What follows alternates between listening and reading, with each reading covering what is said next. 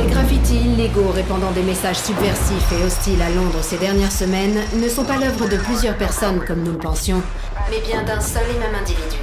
Bonjour et bienvenue dans un nouveau podcast. Ici on va parler du troisième Watch Dogs qui s'appelle Watch Dogs Legion.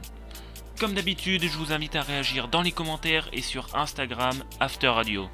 Pour la première fois de son histoire, Ubisoft quitte les États-Unis pour nous faire découvrir le Londres que l'on ne connaît pas. Un Londres sombre et futuriste. Comme pour Chicago et San Francisco, le CTOS fait partie intégrante du quotidien des Londoniens. Des attentats à la bombe ont lieu simultanément aux quatre coins de la ville, à des endroits stratégiques. Dépassé par la situation, le gouvernement fait appel à la société privée Albion, mais cette dernière instaure une véritable dictature.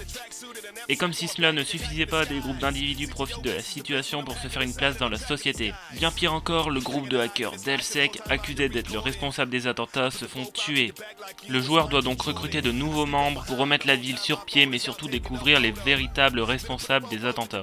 Ce dernier Watch Dogs est basé sur un scénario sombre qui s'apprécie beaucoup comme un bon vieux film popcorn. On regrette tout de même la mise en scène qui manque d'ambition et les expressions faciales des protagonistes qui laissent à désirer.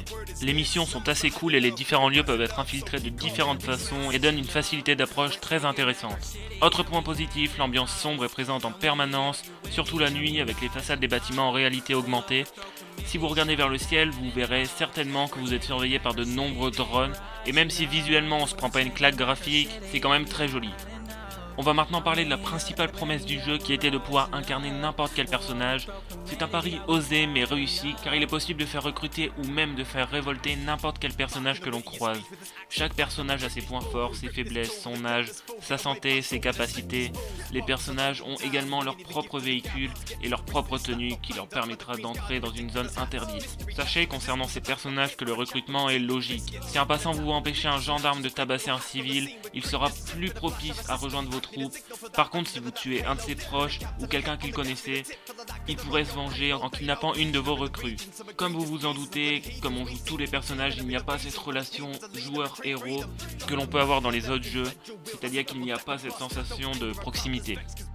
Comme le jeu se déroule dans un lieu différent des deux autres épisodes et que le jeu ne repose plus sur un seul et unique protagoniste, le hacking a quelque peu évolué.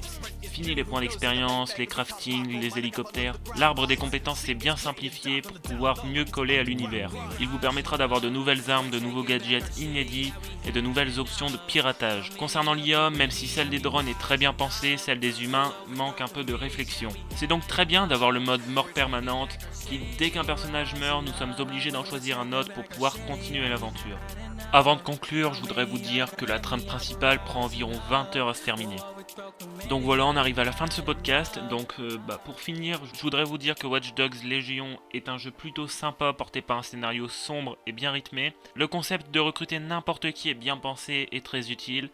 Donc du coup, je vais finir ce podcast sur ces mots et je vous dis à très bientôt. C'était Corentin sur After Radio.